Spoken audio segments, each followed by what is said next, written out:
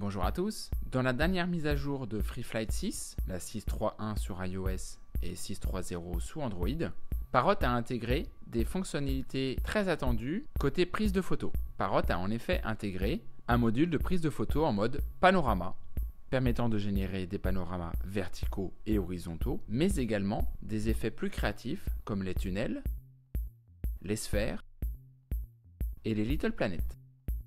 Dans cette vidéo, on va découvrir la prise de vue et la réalisation de ces trois effets.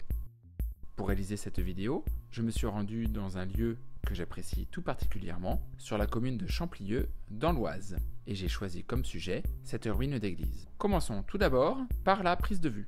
Pour lancer la création d'un panorama créatif, on clique sur l'appareil photo, puis sur Panorama, et sur 360. Pour déclencher la séquence de prise de vue, on clique enfin sur la petite icône en forme de sphère. Anafi démarre alors sa séquence de prise de vue en réalisant 42 photos à 360 degrés sur lui-même et en faisant varier l'angle de vue de sa caméra.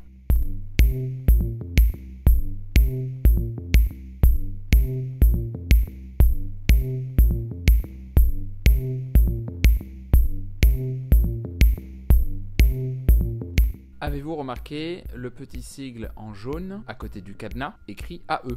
AE signifie Auto Exposure, exposition automatique, et le cadenas veut dire qu'elle est bloquée. C'est-à-dire que pendant la session complète de prise de vue d'Anafi, les paramètres de vitesse d'obturation et d'ISO seront invariants. Il est donc important de bien suivre la recommandation de Parrot et de démarrer la prise de vue avec le sujet principal de votre panoramique.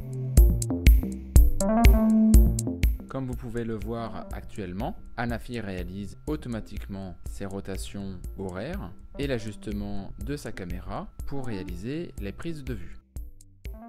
Je précise que ce n'était pas une journée facile pour cet exercice, dans la mesure où il y avait un vent assez important, certes continu, mais très présent, ce qui a naturellement eu pour conséquence de déstabiliser Anafi. On verra au niveau des résultats si cela a affecté l'exercice d'assemblage des photos. Ne soyez tout de même pas trop étonnés des mouvements d'Anafi à l'image.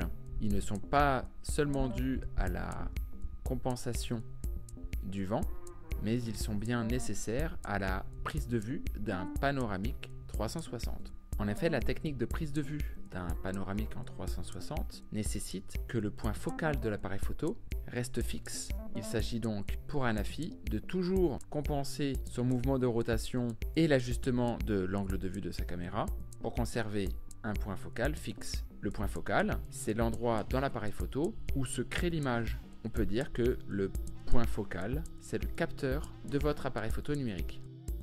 Voilà, Anafi est sur le point de finir sa séquence de prise de vue. C'est une séquence qui aura duré 2 minutes 54. Une fois que la prise de vue est réalisée, on se rend dans la galerie, sur la carte SD. Le dernier vol est en haut à gauche. Je vais le sélectionner. Et je vais cliquer sur l'ensemble de photos réalisées par Anafi, ce qui a pour action de télécharger les photos sur mon téléphone. Les photos sont téléchargées depuis le drone sur le téléphone au travers de la liaison Wi-Fi établie entre le drone et la télécommande. Une fois que les images ont été enregistrées sur le téléphone, FreeFlight vous propose de conserver les images sur la carte SD du drone. Pour ma part, je vais les conserver sur le drone également. Maintenant que les images sont enregistrées sur le téléphone, vous pouvez éteindre votre drone. Les photos ont donc été enregistrées sur le téléphone. Dans la galerie, je sélectionne la dernière séquence de photos réalisée et je clique sur Créer. Là, FreeFlight nous propose 3 effets. L'effet sphère, l'effet Little Planet et l'effet tunnel. Je vais démarrer par l'effet Little Planet. Je clique sur Créer. FreeFlight propose 2 niveaux de qualité dans la réalisation de la Little Planet. Pour la démo, je vais choisir l'option Haute qualité. Le calcul étant réalisé dans FreeFlight, sa durée d'exécution est dépendante de la puissance du téléphone. Je précise que pour mon cas, le rendu a été fait sur un iPhone 6S. 100%. Voilà, le Little Planet a été rendu. Voilà donc le rendu Little Planet que l'on peut observer.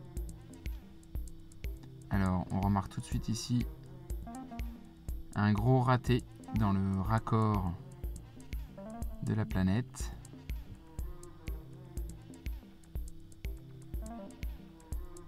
Et là, ici, au niveau de l'arbre, c'est pas top non plus. Là, la porte d'entrée, elle est complètement déchiquetée. Mais, bah, tout ça, c'est bien dû à cause du vent. Tous ces artefacts et ces ratés de collage sont dus aux piètres conditions de la prise de vue et notamment du vent. Quoi qu'il en soit, une fois que le rendu est fait, vous pouvez le partager et en l'occurrence enregistrer l'image dans votre bibliothèque locale. Je vais maintenant vous présenter les 3 rendus de panoramique créatif, à commencer par la sphère, dont le rendu a priori comme ça n'est pas super intéressant, sauf peut-être en le resizant, mais à ce moment-là, autant faire un panoramique horizontal classique. Là où la sphère est intéressante, c'est lorsqu'on peut l'intégrer, par exemple dans Facebook, pour pouvoir parcourir la sphère comme si on y était. Pour faire cela dans Facebook, c'est très simple. Il suffit d'intégrer la photo du rendu sphère sur son mur et en cliquant dessus, automatiquement, votre souris vous permet de vous balader dans l'image. Le deuxième effet, c'est la Little Planet. Mon sujet ne se porte peut-être pas parfaitement bien à cet effet.